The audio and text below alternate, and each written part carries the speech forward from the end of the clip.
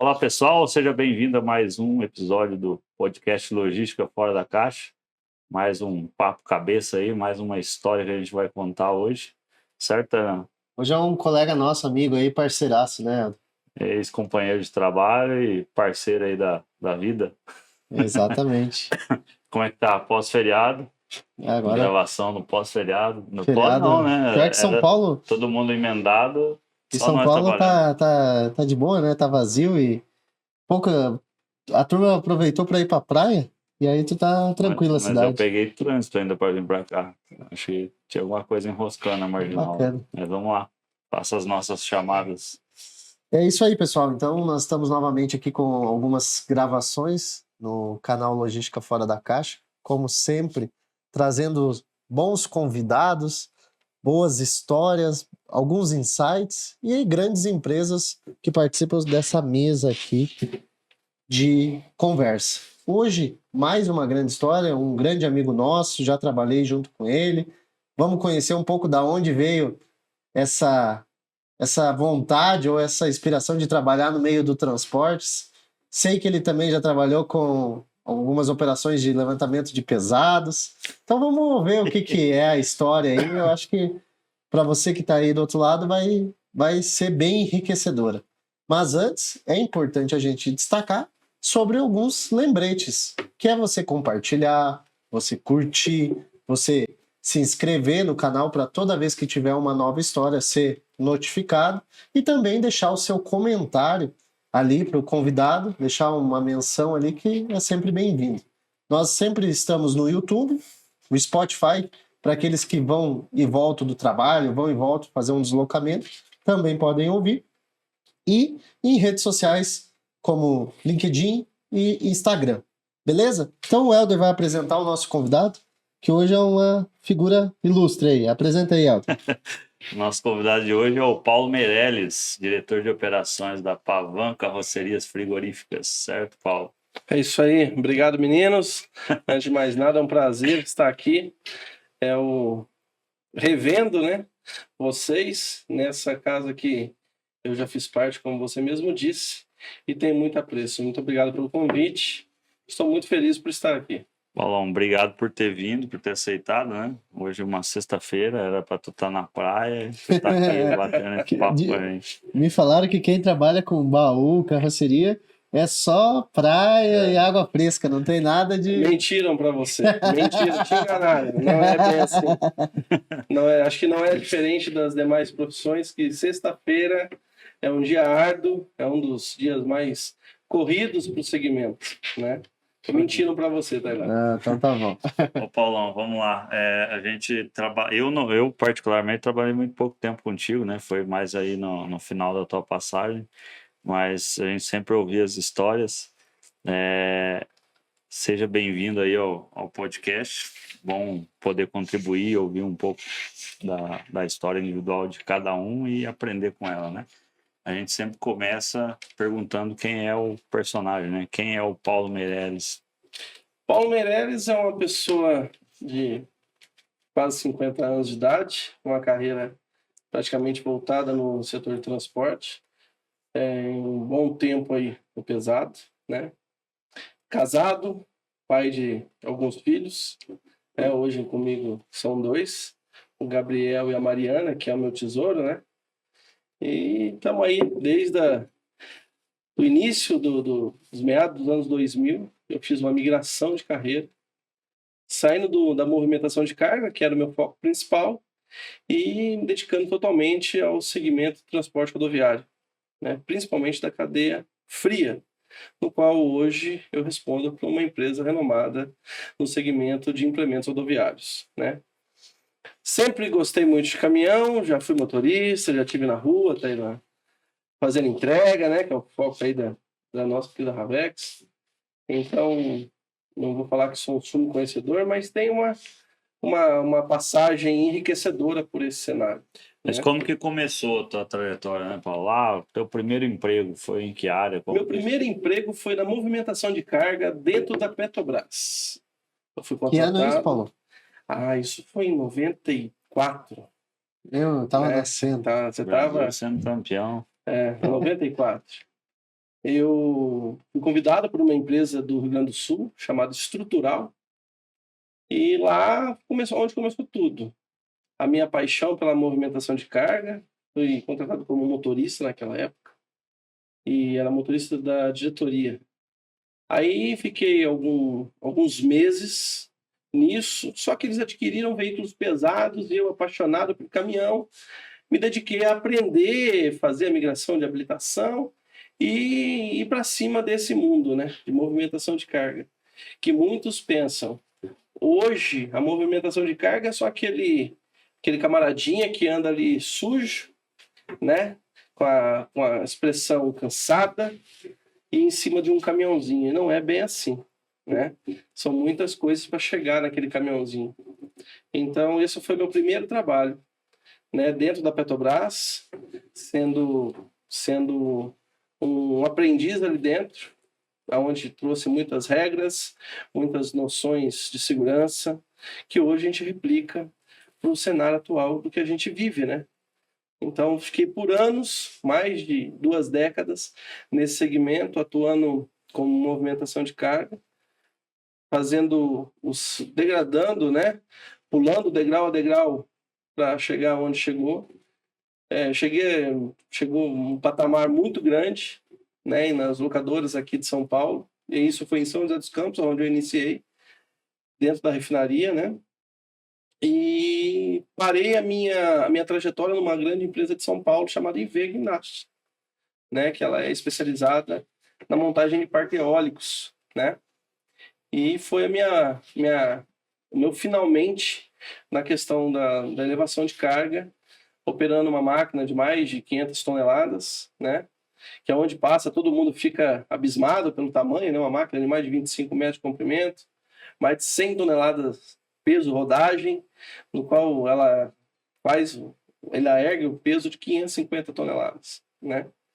E isso dentro da IV já é rotineiro, mas quem vê na rua acha que é um monstro, um monstrinho que está passando, né? Por escolha, por tomadas de decisões, priorizando família, priorizando a minha vida como pessoa, eu decidi fazer a migração no início dos anos 2000 para trabalhar como logístico, né? Um operador logístico, no qual se iniciou lá na Friozem, né, em Barueri. Então, eu entrei como um supervisor de logística nessa área. Fui até o cargo de gestão, né? Assumi a coordenação da empresa. E depois foi subindo, graduando, trocando de empresa, recebendo convites, até chegar onde estou hoje, na Pavan. Isso é um pouquinho da história, bem brevemente. Ali quando tu conheceu a Ravex, você estava em Sacramento, né? Na Scala. Eu estava em Sacramento, eu estava recém-chegado da Europa, né? Eu passei um período na Europa, fiquei 4 anos. Trabalhou o quê? Com logística também, né? Trabalhei com logística também lá. Eu morei e trabalhei numa província chamada Limerick. Isso fica em que país? Fica no Reino Unido, né? Reino Unido. Então, como tu foi parar lá? Um convite. A história para contar esse detalhe, cara. Um convite. Isso veio um convite de um amigo em comum, do Espírito Santo. Ele falou, olha, tá surgindo um projeto da Microsoft. Ela vai montar um hub de distribuição em Limerick e que é uma pessoa brasileira para ir para lá. E eu estava parado, né? Fazendo freelances e coisa e tal. Falei, cara, tem nada que me impeça. Entendeu? Eu aceito. E fui com a cara e coragem. Zero inglês. Primeiro, achando que todo brasileiro acha que passa frio aqui, né? Que no Brasil faz frio. Campos do Jordão, no sul faz frio. Não faz frio. Faz frio lá. Então, lembro até hoje, eu cheguei no aeroporto, em Dublin, na hora que abriu aquela porta, né? Ali o carrinho, bem agasalhado, com as malas, tudo. Quando abriu a porta, eu dei meia volta na hora. Dei meia volta, falei, não, aqui não existe isso. Cara, minha mão congelou na primeira, né? Então, foi um aprendizado muito grande. Sofri no início, claro, a comunicação é muito, muito diferente da nossa. Eu tive que comprar um ponto tradutor, para você falar inglês, eu entender e conseguir falar poucas palavras, né? E assim me comunicar lá. A alimentação totalmente diferente e o desafio de morar em um container, né? Por 8 meses, com temperaturas de -18, -20, nevasca, chuva. Lá só chove, né? Lá o verão deles é 6 graus. Né? Então, 6 graus eles entram no mar, tomam um banho, igual a gente aqui numa praia. E isso fiquei por 4 anos lá, desde o início da terraplanagem desse hub. Acompanhei toda a construção, a automatização e o início fazendo os estudos de viabilidade, de transporte desse segmento, que caminhão não roda lá, a maioria é vans, né? E a gente tem esse tino aqui de caminhão, né? Caminhão grande, quanto maior o caminhão, quanto melhor a ocupação, e lá eles não trabalham dessa forma. Lá são vans alocadas, dedicadas, muitas vezes para realizar 1 ou 2 entregas com um volume de cubagem muito baixo, né? E para eles está tudo certo, é assim que vira. Então, fiquei lá durante 4 anos e retornei no auge da pandemia no Brasil. Né? Eles solicitaram a volta. Eu ficaria lá, eu estava mexendo papelada para minha família ir, né? Eu ia morar lá em Limerick, constituir moradia lá. Mas a pandemia não deixou, não tive essa oportunidade e com isso retornei para o Brasil e já engatei no Grupo Scala, né? Onde eu conheci o Taylan, né? Eu já conhecia o produto Ravex de outro cenário, né? De dentro de um outro operador grande. E busquei a solução e a gente conversou dentro da companhia. Eu passei nessa companhia por alguns anos e recebi o convite de fazer parte do time Ravex, né? Que por aí foi essa a história da vinda da Europa para dentro da Scala e da Scala migrando para dentro da Ravex. Teve uma passagem também pelo grupo Votorantim. A Votorantim foi que me levou para fora. Ah, tu começou trabalhando aqui. Foi ela que me levou para a Europa. Foi aqui? Tu começou aqui e já foi para lá ou tu trabalhou um tempo? Não, eu trabalhei um tempo aqui, trabalhei um tempo na Argentina, depois eu fui para a Europa. Né? Então, aqui a gente aprende o básico, aqui no Brasil, do que a Votorantim te entrega, do que ela te propõe, né? Vamos falar, os 3 ícones, né? Visão, missão e valor. E depois fui para a Argentina. Fiquei 8 meses na Argentina, fazendo um tipo de uma integração, um reconhecimento operacional, para assim conseguir consolidar dentro de Elimeric, né? Aí depois disso, um retorno para o Brasil. Quais são os desafios de você trabalhar fora do país, no teu ponto de vista? Primeiro, reconhecimento. O brasileiro ainda peca nisso, né? O brasileiro é um povo muito aguerrido para trabalhar, mas ele não vou te falar que é mal visto, mas ele não é reconhecido da forma que acredito eu que deveria para os países desenvolvidos, né? Então, lá nada mais somos do que uma mão de obra que está ali para fazer, executor, né? Então, isso é o maior desafio. Você tentar opinar sobre fazer uma opção de ir sabendo que você vai encontrar esse plano desafiador que é você tentar se impor e não conseguir perante uma ideologia que o país já atua. Esse é o maior desafio. Certo. Tu fala em você, às vezes, saber mais do cara que está ali, mas a tua voz não ser ativa. Exatamente isso. Você tem um maior know-how, um maior conhecimento, até mesmo na questão operacional do que aquela pessoa, e ele não é que ele não consegue, ele não é doutrinado a te ouvir. Então, para ele, você sempre vai ser a segunda opção, ou até mesmo a última, tá? Então, você é meio que assim... Ou você joga o jogo deles, ou você tá fora, né? Eu soube isso no primeiro mês que estava lá. Eu sou uma pessoa muito ativa, vocês sabem disso. E eu tentei me impor e fui, cuidado para você não voltar pela mesma porta que você entrou.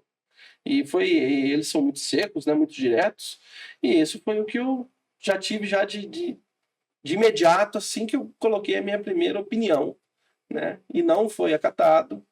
e eu fui tendo que buscar no cenário atual a minha posição, a maneira de eu agir, a maneira de eu abordar as pessoas e conseguir colocar meus pontos de vistas como consegui fazer isso como foi feito nos 4 anos que tive lá. Você Mas ficou não foi 4 nada anos difícil. direto ou chegou a vir para o Brasil? Em cada 6 meses eu ficava 15 dias no Brasil. Ah, entendi. Então, foi mais fácil. Sim. Mais fácil e mais difícil, né, Helder? Por conta assim, Eu digo quando da você distância, vem, né? Da família, etc. a família impacta muito. Até porque eu já tinha uma prioridade que seria levar a minha família e não consegui. Né? Isso foi meio que frustrante, né? Você ser obrigado a sair de um país que você está evoluindo muito bem, que você está sendo bem remunerado, que você está começando a conseguir impor a sua visão de trabalho e automaticamente chega uma pandemia no qual fala, ó, você tem que ir embora, você tem que voltar, você não é daqui. Hoje eu tenho o passaporte vermelho, né? Eu posso entrar em qualquer país do mundo aí, mas eu não consegui isso para minha família. Né? Então hoje se eu receber novamente essa proposta, é uma negativa de imediato por priorizar a família. Pegando um gancho do que tu tá falando da família, né? O profissional de logística a gente tem ouvido que ele flutua. Muito aqui, obviamente, nós estamos falando de pessoas que flutuam aqui no Brasil. De uma hora tá morando em Santa Catarina, outra hora em São Paulo, daqui a pouco tá bem firmado e vai lá pro Nordeste, recebe uma promoção, vai pro Nordeste. O quanto, na tua opinião, isso impacta essas propostas serem sempre distantes ou possíveis locomoções correlacionadas à família? Você deu um exemplo. O que isso pode impactar na vida do Ela profissional? traz conforto, mas tira conforto. Né? É isso aí, Aldo disso tudo. No meu ponto de vista, eu vivi muito isso anteriormente na movimentação de carga. A movimentação de carga, isso é contínuo, tá? Isso é rotina. Então, hoje, no meu ponto de vista, é ponderar. Tá? Fazer a mesma pesquisa que um empregador fará com você, você com o empregador. Né? Ver se os pontos estão devidamente alinhados, não só remuneração, tá? Mas ver se você vai ter uma voz ativa, ver se você vai ter a liberdade de expressão, observar processos dessa nova proposta, para que você não frustre. Tire a sua família hoje de um cenário que ela está cômodo para ela, está ali devidamente alojada, estruturada. Imagine só, você está em São Paulo hoje e eu recebo uma proposta para o Rio Grande do Sul. Seria esse o contexto. Mas o que faria? Somente o financeiro? Ou o que mais? Ah, não, você vai assumir uma empresa como a Pavão hoje. Hoje eu tenho a liberdade da empresa ser em Santa Catarina e eu residir normalmente em São Paulo. Agora, eu não sei te falar se eu faria a migração, como foi feita, para me morar em Santa Catarina. Apesar de ser um estado que eu amo, né? Eu adoro Santa Catarina. Seria uma das opções de moradia. Mas eu não sei te falar se a família em si, se o contexto familiar, ela cederia sair de São Paulo, do lado do berço de nascimento, para ir para um outro estado, sendo que já foi feito isso e nós não tivemos um valor positivo. Tá? Financeiramente, ótimo, como o Helder disse. Mas cultura, valores, afinidade, ela tem que ser colocada na ponta do lápis, porque isso faz muita diferença numa migração. Quando tu foi para Sacramento, tu levou a família? Levei a família. Foi a primeira e única vez. A primeira e única vez. Imagine só, a sua família saindo de São Paulo, capital, onde nasceram, indo para um município maravilhoso, turístico, estruturado, mais de 27 mil habitantes. Totalmente regional, que para eles o paulista é visita, né? Então, ele te atende bem até o segundo ponto, até o segundo dia. O terceiro dia ele faz aquela pergunta, ele deve fazer aquela pergunta, né? O que esse paulista está fazendo aqui? Por que ele está aqui tomando a vaga que poderia ser do meu filho? Né? Então, isso hoje é o que eu coloco de primeira instância para uma tomada de decisão, para uma migração para outro estado. Pegando um gancho que tu falou um pouco mais atrás sobre movimentação de carga, eu sempre tive curiosidade. A gente eu e o Helder entrevistamos aqui muitas pessoas do transporte de mercadorias, né? A entrega, a longo percurso, enfim. Mas e a movimentação de carga pesada? Se fosse para tu listar os desafios de atuar, né, nesse ramo tão importante, o que tu iria nos passar aí? Como que é o dia a dia de quem trabalha com isso, Paulo? Me explica um pouco aí, entra um pouco mais nesse detalhe. Fazendo os paralelos, né, das dificuldades. A maior dificuldade hoje no segmento de movimentação de carga é a barganha do custo, né? Então, hoje nós temos uma vasta oferta de mão de obra, coisa que não tinha no início, quando eu comecei, né? O segundo ponto é a legislação. Quando a gente fala de movimentação de carga, você pode levantar um totter de 1.000 quilos, ou você pode levantar uma viga de ponte de 100 toneladas, Cara, 150 toneladas. Nós temos aqui, ó, eu participei da montagem da Ponte Taiada de São Paulo, né? é mesmo? Cada viga 92 toneladas. Nossa. Aquelas amarelas lá? Quando a gente fala Os viga, blocos. é onde você passa, né? Tá, É o aí translado. Porque lá são os tirantes. tirantes. Os tirantes são mais leves, né? Os tirantes são bem mais leves. Então, quando você faz uma movimentação dessa, engloba muita coisa. Primeiro, legislação, né, que hoje favorece muito mais quem está fora do que está dentro. A segurança, em primeiro lugar.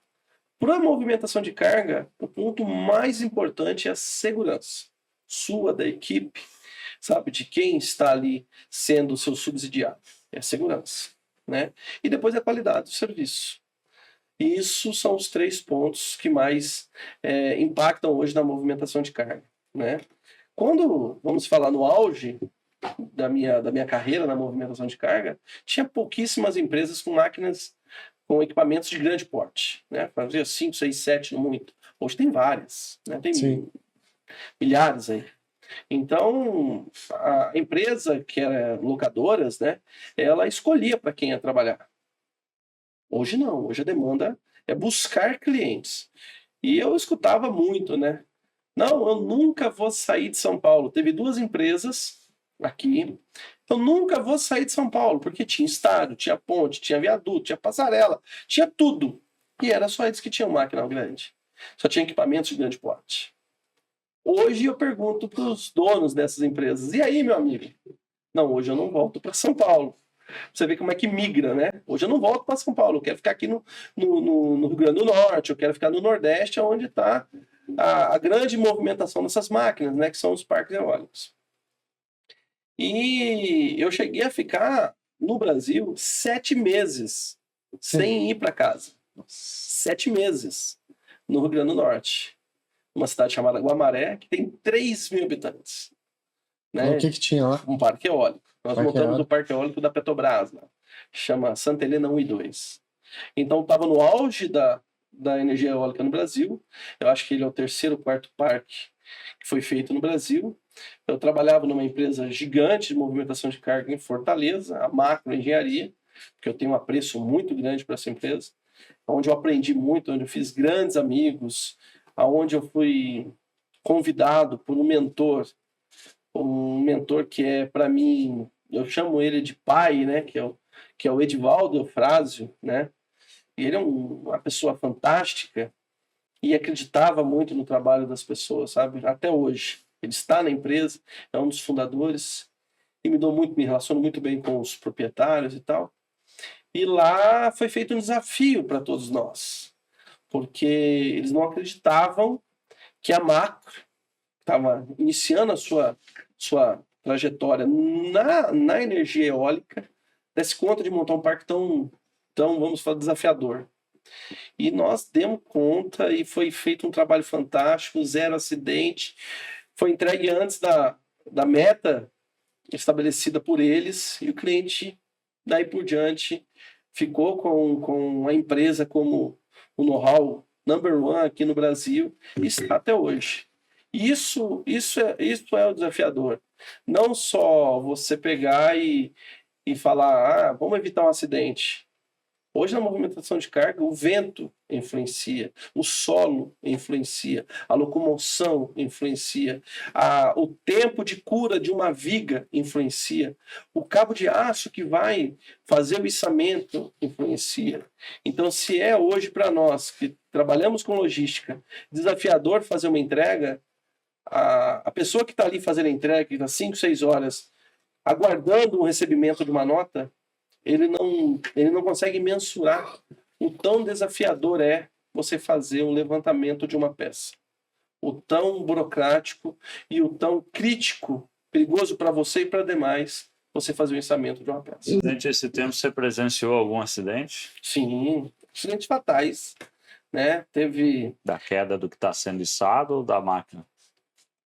É quase improvável que o que está sendo içado caia. Porque todo o material de içamento ele é superdimensionado. Começa por aí. Então, se eu vou levantar um bloco de cimento que pesa 10 toneladas, o cabo para aquilo ali vai ter capacidade para 50. Tá? É mais acidente com equipamento. Solo CD, equipamento mal dimensionado, mal configurado. 90% das vezes é erro humano. Erro humano é um grande teor de confiabilidade do operador. Isso tá? impacta muito. Isso impacta muito. Quando acontece um acidente, Helder? Quando o operador ele perde o medo do equipamento, do que ele está fazendo. Aí ele vai para o chão. Entendeu? Excesso de confiança. Excesso de confiança. E nós perdemos um amigo de todos do segmento, muito conhecido, né? De uma empresa famosa aqui em São Paulo. Nós perdemos ele por isso, excesso de confiança. Numa das maiores máquinas, ela é a maior máquina sobre pneu do mundo, uma LTM 1200, num parque eólico, numa véspera de parada de final de ano, na última torre a ser montada. O cara Ele já, uma semana esperando o vento abaixar, aí me chega um despreparado, e como temos hoje a liderança logística despreparada, nós também temos a liderança operacional de movimentação de carga despreparada. Chega para um cara que está louco para ver a família, que está louco para vir embora, que está longe de casa há não sei quantos dias. Chega para ele e fala assim, Helder, porra, é você, cara. Você não vai levantar, cara? Porra, vamos ficar aqui mesmo o final do ano todo por causa de uma peça. Então foi isso que mexeu com o ego desse profissional. Esse profissional subiu na máquina e hoje ele está... Não está entre nós. E sobre profissionais que atuam nesse segmento, Paulo, como que é bem remunerado? Tem bastante profissionais capacitados para desempenhar essa função? Boa pergunta. São duas perguntas, né? Primeiro, a remuneração dele já foi muito melhor. Então vamos falar assim, em 2010 um operador de guindaste de grande porte ganhava seu equivalente a um médico, a um advogado, a um juiz de direito. Né? Eu estou falando de 20, 25, 30 mil reais. Hoje eu sei que não é assim. Pelas conversas que eu tenho, eu sei que não é assim. São sim bem remunerados, mas não tanto quanto deveriam. Agora, na questão do profissional, hoje nós temos muita oferta de mão de obra. E quando se há muita oferta de mão de obra barata, com menor valor agregado, você tem um profissional equivalente ao menor valor agregado. Não vou falar que ele é despreparado. Ele não é preparado tanto quanto deveria ser. Essa é a sua resposta. Ô Paulo, ao longo aí dessa tua trajetória, você destaca alguns projetos que você tocou, fez parte? No segmento de movimentação? Não, de modo geral. Quais os que te dá mais orgulho? Hoje o que dá mais orgulho de todos eles são dois, né? Primeiro é esse parque eólico, no meu trajeto de movimentação de carga, o Santa Helena 1 e 2, que foi um desafio para todo mundo. Quanto tempo de projeto? 1 ano e meio. 1 ano e meio. 1 ano e meio, para se fazer 86 torres. 86 torres. Tu içava aqueles que a gente sempre via na rodovia aí, né? As pás. É que vocês falam assim, pás, né? É pás, tem rotor, tem na série, tem segmento e assim por diante. Ela é um Lego, né? Ela vai se automontando ali. Então aquilo ali tudo ela é montado um atrás do outro. E o segundo e mais, vamos falar assim, mais impactante da minha carreira foi um projeto Scala, que foi feito juntamente com a Ravex, no qual eu fui contratado com essa missão, né? Olha, já tentamos de tudo, tudo. E aqui nós não conseguimos avançar com o quê? Com nossa gestão de distribuição, nós não temos um roteirizador. Aqui a gente fomenta um pacote de carga, põe no caminhão e sai. Com uma frota significativamente grande, né? De quase 50 veículos. E eles não tinham nada. Tudo na mão. Tudo na mão. Aí entra o Paulo com uma visão de dá para fazer. Aí chama um amigo, fala, cara, tem um desafio aqui. Ele o quê? Cara, aqui é no meio do mato, na Serra da Canastra, não pega celular, não tem cobertura de nada, se sumir ninguém acha, e eu tenho que fazer o caminhãozinho aparecer na tela deles lá. O que a gente faz? Esse cara, Paulo, isso não vai dar certo. Não, vamos confiante. Ele, cara, então vamos, testamos. E no primeiro caminhãozinho lá dentro da Serra da Canastra, Pingou. que eu, fazendo roteando a internet de um fazendeiro, eu ligo para ele, Tailan, olha aí, Tailan. Tailan, olha, Paulo tá posicionando. Aí eu falei, ganhei. E esse foi um projeto que eu tenho mais orgulho de falar, que foi um projeto Scala juntamente com a Ravex. Que funciona até hoje, né? Sim, Tailan? então o pessoal tá lá ainda. Júlio, O pessoal tem saudade do celular. Quando a gente Rubinho, fala. todo o Foi time uma lá. passagem bacana, foi uma passagem muito boa. Pegando um gancho do que tu tá falando, eu acho que é importante também destacar, para quem entrega ração, que é que tu trabalhou lá na Scala, o que é o desafio para quem faz esse tipo de transporte? É o terreno, né? Terreno. Terreno. O terreno. A questão, a malha rodoviária, vamos falar assim, é muito. Não, eu vou te falar, é muito desafiador. Você fazer entrega hoje para um fazendeiro que deveria ter um acesso muito bom por tudo que ele entrega para a população, e não é assim, é muito desafiador. O cara hoje ele tem uma estrada, amanhã ele não tem mais. Mas por que isso? Hoje ele Chuvas? tem chuva, plantação, o governo que não auxilia nas melhorias que deveriam ser feitas e assim por diante, né? Então, é uma falta de visão para esse produto que é o lácteos, que é a nutrição que não é vista, tá? Ela não é observada. E é tão importante isso para o ser humano. A gente não faz ideia de quando vem lá que você come uma carne de boa qualidade, que você pode se alimentar de um leite de boa qualidade, você não tem nem ideia o quanto desafiador é chegar aquele produto ali bem envasado, embalado na gôndola do supermercado, por tudo que ele passou atrás. É muito desafio para o produtor. Demais. E aí tu tem a questão de clima, né? Parte do ano é chuvas, parte seco, os caminhões atolam. Ocorre isso ou não? Demais.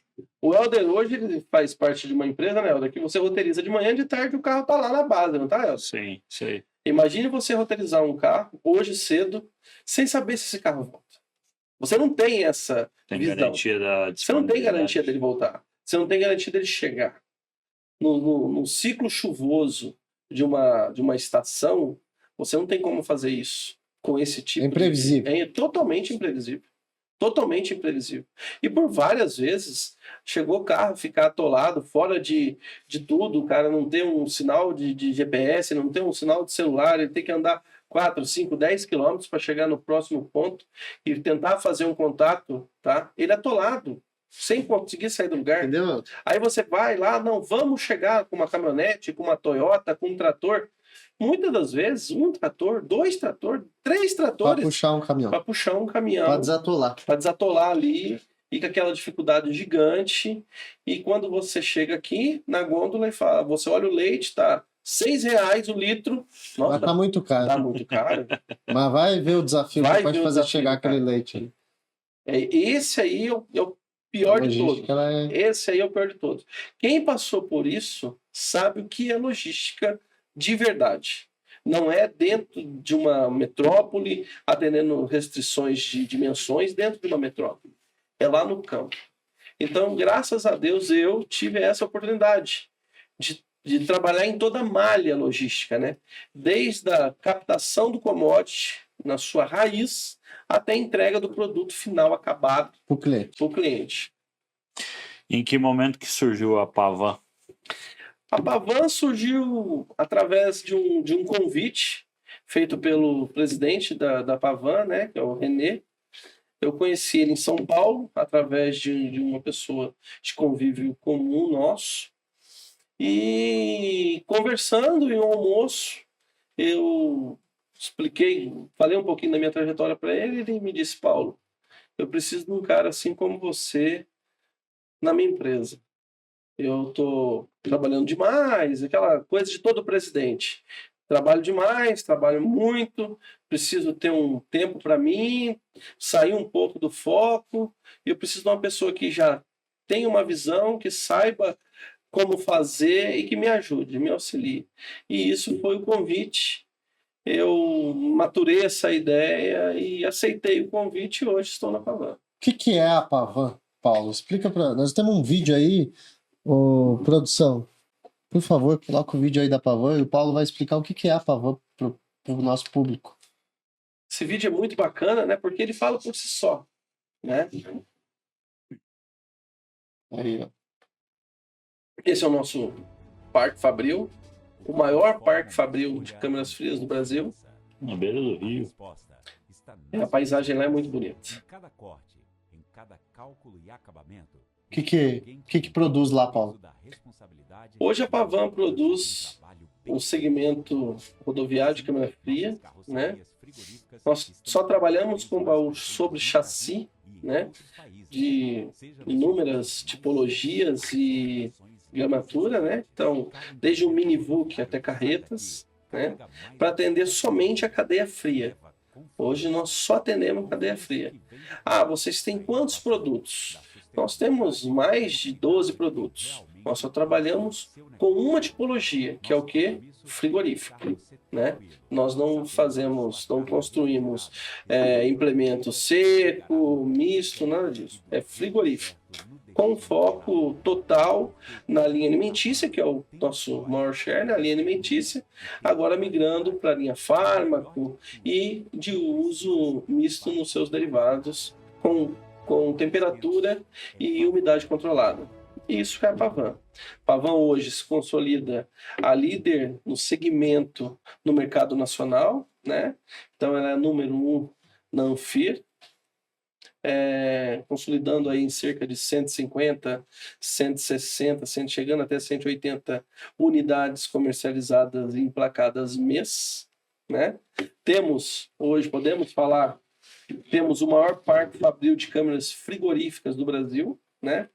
E tem todo o know-how de 23 anos de existência, atendendo os grandes players do setor alimentício do Brasil, né, como o Grupo JBS, BRF, Marfrig, Aurora e demais, né, no qual todos eles somos homologados, isso é um ponto muito favorável, né, por alguns anos já sendo campeões no abastecimento e fornecimento de alguns deles, né, e é isso.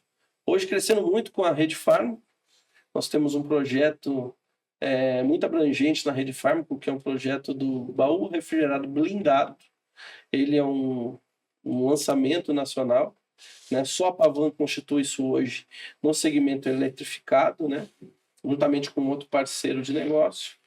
Qual é a diferença? Hoje, a diferença do blindado elétrico para o blindado de aço são vários pontos, né? Primeiro, o peso, né? Segundo, você tem um commodity mais enxuto, a fabricação mais rápida, tá? O melhor acabamento, né? Você tem uma telemetria mais apurada pelas dimensões de peso que são bem menores. Então hoje um baú, vamos falar que um baú de 8,5 metros, que ele está pesando, vamos falar, 8.000 quilos total, né? Que tenha 3.500 quilos de blindagem, aí no elétrico você tem a mesma dimensão, esse baú pesando 5.000 quilos com 1.200 quilos de blindagem.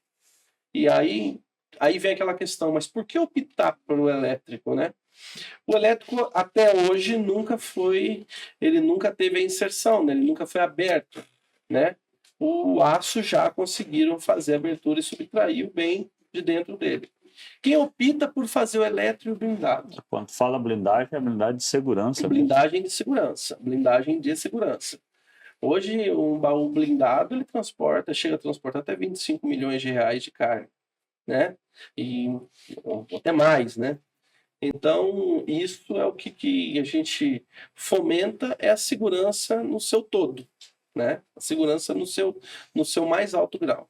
Mas essa ideia de blindagem do baú, ela vem de uma necessidade do mercado, muitos roubos. Sim, Tem a alta demanda de roubo, né, de carga hoje, ela, através desse parceiro de negócio, ela foi criada, essa necessidade, não só baús, mas tem diversos outros componentes que inibem, né, a ação dos meliantes.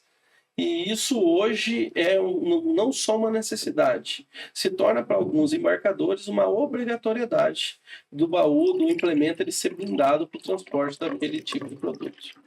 Ô, Paulo, eu estou vendo o vídeo aqui, eu vejo, já conversando contigo, eu vejo a qualidade que a Pavã tem nos seus baús.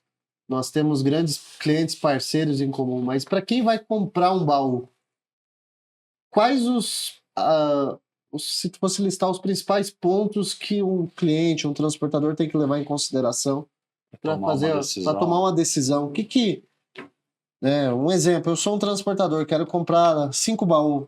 Quando eu for orçar A, B, C, o que eu tenho que levar em consideração? Eu vou te citar 3 pontos. Primeiro, a qualidade do produto em si, tá? O segundo, o valor pós-venda. E o terceiro, o custo-benefício, tá? Estamos falando hoje de uma linha de produto premium, né? Então, ele vai ter um maior valor agregado. Ele não vai ser nem o menos custoso, nem o mais custoso. Ele vai ter um grande valor agregado. Muitas das vezes, o nosso cliente final, ele busca o quê? Eu preciso que o baú seja bom, bonito e barato. Isso não vai existir. E quando existir, ele vai te dar problema futuro, tá? Hoje um implemento, ele tem que ter uma vida útil. Vamos falar da Pavã. Um baú Pavã, hoje ele tem uma vida útil mínima de 15 anos, sendo utilizado de forma correta, tá? Assim como constitui no seu manual de instrução, né? Então isso já fala que a qualidade, a durabilidade dele é longa, tá? O nosso pós-venda hoje, ele é um dos mais acessíveis no Brasil. Por quê? Você não tem uma lista de espera, você não tem um chamado a ser aberto, você é atendido praticamente que de imediato, tá? Dependendo, é claro, de caso a caso. E o custo-benefício hoje é o seguinte: a Pavã, por tudo que ela entrega, um baú de excelente qualidade, com um preço acessível, um custo acessível, um pós-venda muito, muito, muito agarrido junto ao seu cliente final. Ele é um baú que tem um share de mercado muito grande, com preço meramente acessível. Ele não é nenhum mais, vamos falar, o mais barato do mercado, mas ele também não é o mais custoso do mercado. E o grande diferencial aí da Pavã é o seu tempo de espera. Porque todo fabricante, se for chegar no implemento hoje, vou cobrar 5 baús. Ele vai te pedir de 60, 70, 90 dias para entrega, tá? Eu estou falando de 5 baús, eu te entrego em 18 dias, 15 dias, 25 dias, dependendo da tipologia do seu baú. Né? E, Paulo, o baú tem que ser o mesmo padrão ou a Pavã faz projeto de acordo com a necessidade do cliente? O baú ele é totalmente customizável, tá? Você pode montar o implemento com a sua necessidade. Né? Então, hoje nós temos um baú gancheiro para transporte de carne pendurada, nós temos o prateleira, que é utilizado em alguns operadores como Aurora, Friboi e assim por diante, nós temos o paleteiro normal, nós temos um baú aeroporte, né, que é aqueles containers que abastecem o porão dos aviões, nós temos o tradicional paleteiro que todo mundo conhece, e aí você vai customizando equipamento, acessórios, piso e assim por diante. São N acessórios que você pode contemplar dentro do implemento. Geralmente, quando a gente fala de logística, você pensa sempre no Na caminhão, movimentação. na movimentação dali para fora. Como é a logística dentro de uma empresa que faz implementos para logística? Nós apanhamos muito com isso no início, né? Por depender dos demais, né? Por depender de terceiros. Hoje a logística pavana é 100% própria, né? Então nós temos desde a coleta do commodity num fornecedor até a entrega via uma cegonha do produto final acabado. Então hoje a logística pavana é toda feita própria, né? Então nós temos a nossa frota, nós temos os nossos profissionais que são treinados exclusivamente para atender essa necessidade. Fazer desde a coleta de um commodity, de um chassi, até a entrega do baú final já acabado, o implemento pronto para ele virar a chave e sair rodando, né? No cliente final, é claro. É desafiador, né? Porque tu tem a questão de... Porque fica lá em Santa Catarina, a fábrica. Fica. Às vezes tu tem que fazer a logística para o implemento chegar até no cliente, que fica em São Paulo, no Nordeste. É isso aí. Envolve Muita coisa. Aí Muita nesse coisa. vídeo não tem a nossa logística saindo, mas imagine só, você numa carreta, né, num conjunto transportador, tendo 10, 12, 14, até 15 baús saindo em um único transporte, né? Atendendo o Nordeste, atendendo Minas, Goiás. Nós temos pontos, né? Hoje, Pavan tem sede a fábrica fica em Arabutã, Santa Catarina, do ladinho ali de Concórdia, né?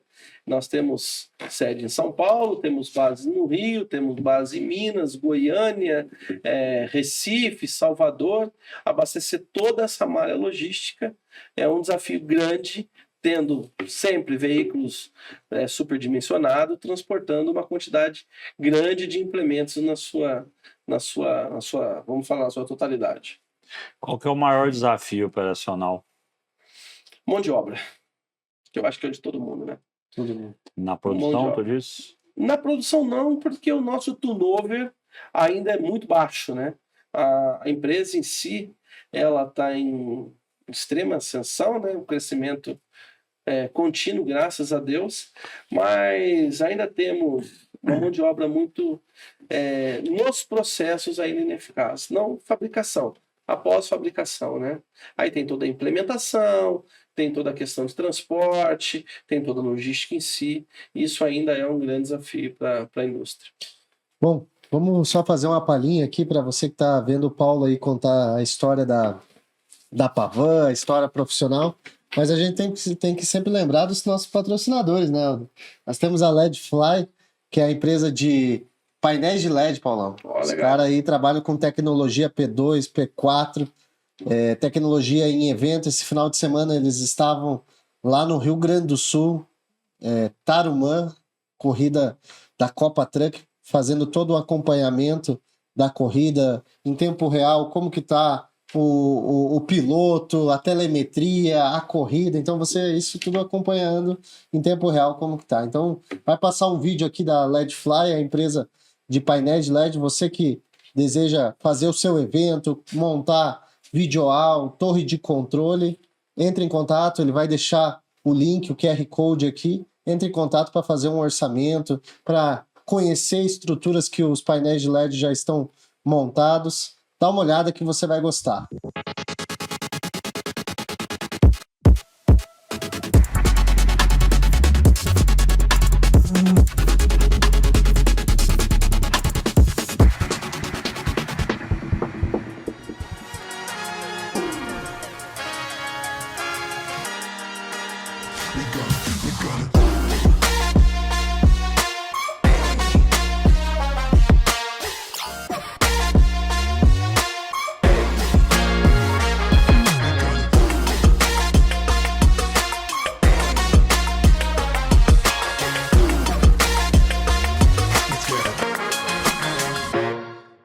Seguimos aí para a nossa etapa final aí com o seu Paulo Meirelles, da Pavan.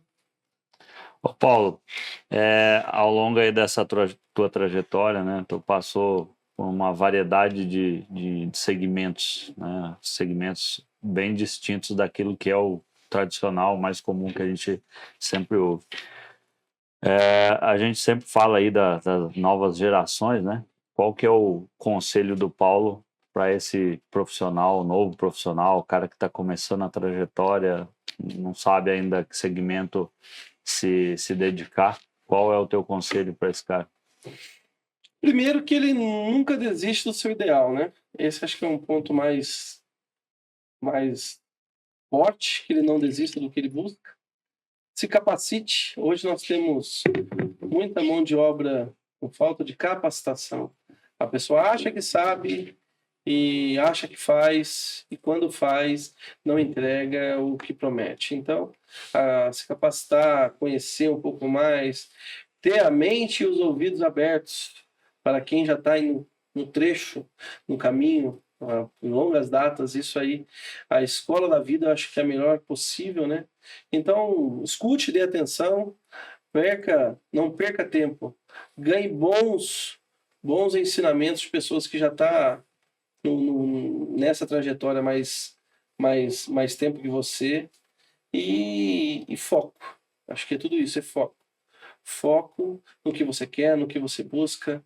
A logística em si, ela é uma escola diária, tá? Ela vai te desafiar a todo momento. E já dizia um bom e velho mentor que eu tive, né? Não existe logística se não tiver um louco, né? Tem que ter um louco na logística para que ela dê certo. Então, aposte no seu futuro. Aquela pessoa que busca o segmento é um segmento apaixonante, tá? Apaixonante, acho que essa é a palavra correta. Eu amo o que eu faço, gosto muito do que eu faço, mas se levou muito tempo para ter a maturidade de chegar, e hoje está aqui na frente de vocês dois, são duas pessoas que são exemplo também de trajetória, né? E falar isso, ouvir, buscar e entender.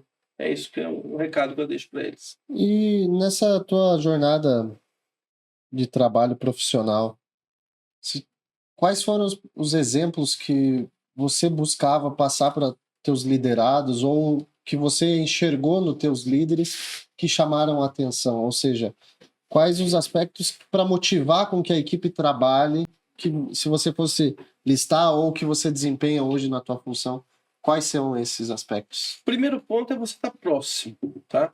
Ser um líder próximo. Ouvir o seu setor, sendo ele operacional, administrativo, financeiro, ouça o que esse colaborador tem a dizer, uma ideia, uma proposta, ouve ele, tá? Fique com os ouvidos abertos, a mente aberta para o que ele tem. Isso é um ponto muito relevante. O segundo é sempre pedir uma opinião terceira. Fora do seu segmento, fora da sua empresa. Então não vai chegar para sua esposa e perguntar para ela: ô fulano, ela não vai entender. Mas imagina aquele amigo que você vai almoçar com ele. Cara, eu tô com um projeto assim assado e tô com uma dúvida. Se fosse você, o que você faria? Isso é muito bom. É muito bom. Você não vai utilizar ali, muitas das vezes, 100% do que aquele seu amigo disse. Mas aquilo vai te dar insights para você conseguir chegar no seu denominador comum. Isso é muito bacana. Sempre funcionou comigo, tá? Você pegar uma conversa paralela daquilo ali e extrair dela pontos que vai te levar para o que você busca, isso é bem bacana. E quem foram os teus mentores na tua trajetória? Eu tive alguns, né? Tive, como eu disse, na movimentação de carga, o Edivaldo Eufrásio, que ele é uma pessoa fantástica. Tive o Ivanildo, né? Dentro de uma outra companhia. O Ivanildo também é uma pessoa que já está há mais de 30 anos no segmento, conhece muito. Tive aqui, como vocês, acho que tiveram também, o nosso querido professor Jair Moura. E agora aprendendo um pouco mais com o René Perso, né? Uma pessoa também com uma trajetória muito bacana no segmento de transporte, logístico, foi transportador, então ele tem uma visão de mercado muito grande e agora no segmento industrial, né? Na fabricação, ele está sendo um grande divisor de águas para minha carreira. Paulão, tu tem um hobby, né? Tu é motociclista. Conta essa história aí Tenho um hobby, né? Eu amo moto. Já Então caiu isso, parado. Já caí parado, cara. Eu fiz escola. Então, eu já caí parado, né? A gente tem. Mas para todo mundo aí acha que aquelas motos Big Trail, não, nada disso. Sou velho, sou careca, né? Sou fora de forma, então tem que ter conforto, né? Então hoje eu ando numa moto custom, né? E isso é a minha maior paixão. Eu faço parte do Insanos Motoclube, que é o maior motoclube do mundo, né? Eu ainda, se Deus quiser, vou levar o menino aí, né? Ele tá começando. Tá começando.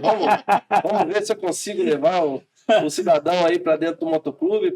Se ele for uma vez, ele se apaixona. Já se Que é apaixona. tudo que tem de bom. Família, rock and roll e moto. Ih, E agora aí? lascou. E aí? É fácil assim, né? É isso aí. Família, moto. Família, rock and roll e moto. Acho que é o que você também gosta. Sim. E isso aí é o que me desestressa, né? Estar no meio do pessoal, tem muitas ações sociais, né? Então ajudar o próximo também é muito gratificante. E o motoclube nos traz isso, tá? Tem perrengue, tem estresse, igual todo lugar. Mas quando você acelera, liga uma moto, acelera, põe na estrada e tá cheio dos amigos, você vê que todo mundo tá naquele único ponto, o mesmo plano, você esquece de tudo e a moto é a melhor coisa que tem. Eu senti essa diferença de andar de moto sozinho, você realmente sente a necessidade de ter mais gente Tem mais ali. É a gente. mesma coisa que pedalar, que qualquer coisa que tu vai fazer sozinho, você sente essa necessidade de ter um grupo participando, né? É bem legal isso. E o grupo do Insano são só 17 mil. Então você vai ser o 17.001. Mas isso é, obviamente, espalhado Brasil Brasil. afora. Mundo afora. Mundo afora. Mundo afora. Mundo afora. Ele hoje está, acho que, em mais de 14 países, né? Então, aqui no Brasil é recorde, né? E agora, mês que vem, tem o Bonde pela Vida. Vou te fazer esse convite aqui, ao vivo, frente a todo mundo. Está convidado para ir no Bonde pela Vida. Tá? Não, cara, você vai adorar. Você vai adorar. Aqui está previsto de sair mais de 6 mil motos. Sai de São Paulo, vai até Jundiaí, no Parque da Uva. Tá? Lá, show, comidas típicas, é um lugar que dá para se levar a sua família. Você vai adorar. São 3 dias de evento, muito bacana, arrecadando alimentos para depois serem distribuídos como uma ação social aí para os menos favorecidos. E já fica aqui meu convite, Helder, para você participar junto comigo no Bonde pela Vida do Botar Insano. o colete. Não, colete você tem que adquirir o colete. Colete, assim como a gente vai degradando, vai subindo degrau a degrau, né? Você tem que fazer isso também dentro do motoclube. Eu vi um amigo fazendo assim. Você entra com camiseta e depois você pega meio colete.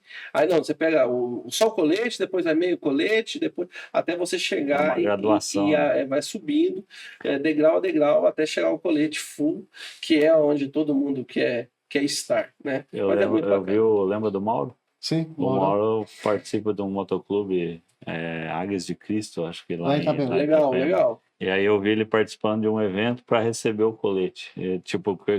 Quem imagina, quem tá de fora imagina que seja igual uma torcida organizada, algo do tipo. Tu vai lá, se associa, compra e recebe o kit. Não é necessariamente isso. Não é assim, não é assim. Legal. Você tem toda uma trajetória, no mínimo de 1 ano, 1 ano e meio, para você conseguir contemplar todo um colete, né?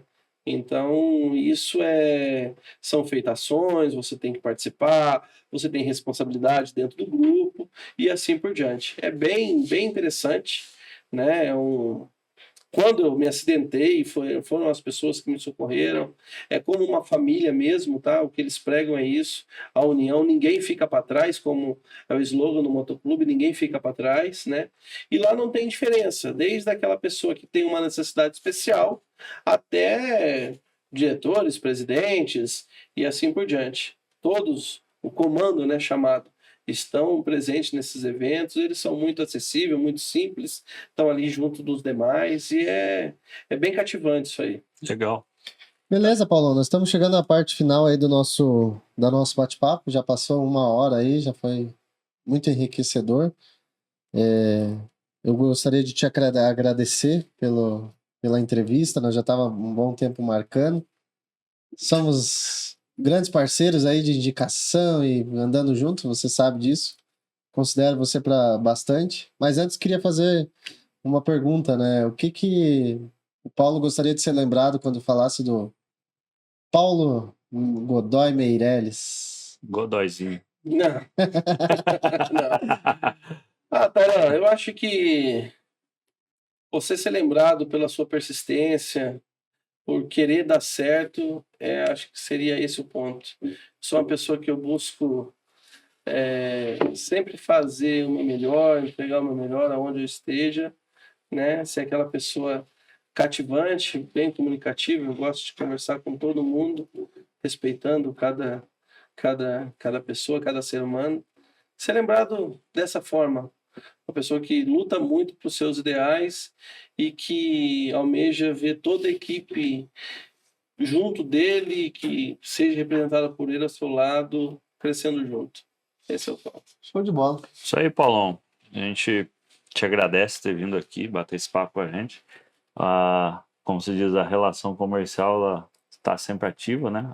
Eu acho que a maneira que eu vejo, às vezes, o contato contigo, o pessoal sempre falando contigo, é exatamente aquilo que a gente prega do network, né? Você nunca sair e deixar uma porta fechada aonde você saiu. Essa porta que permanece aberta, ela tanto serve para você entrar novamente, quanto as pessoas circularem por ela e tá relacionando aí no mercado e se mantendo conectado. Agradeço aí o bate-papo e muita coisa tem pela frente, né? Obrigado a todos, a Helder, o Tailan, por esse convite, postergando há tempos, né, Tailan? Assim como você disse. Eu acredito nessas suas palavras, tá? Deixar a porta aberta, isso faz toda a diferença. E obrigado mesmo, contem com o Paulo, contem com a Pavan, contem comigo para futuras conquistas, né? Nós temos um segmento muito paralelo. E é isso, pessoal. E qual é o desconto para quem utilizar o cupom Logística Fora da Caixa? Não, pode fazer. Ó. Você, dono de transportadora que agora quer comprar o seu baú, tem desconto aí com o podcast Logística Fora da Caixa. Cupom de desconto? Pode fazer isso. Pode chegar lá, pode ligar ou tanto no call center, ou até mesmo nas redes sociais, procurar pela Pavan, que você vai ter... Primeiro, você vai ser muito bem atendido. Segundo, você vai ter um desconto especial pelo canal aí. Tá certo? Valeu, obrigado. Show de bola. Obrigado, gente, Valeu. por até aqui. Até mais.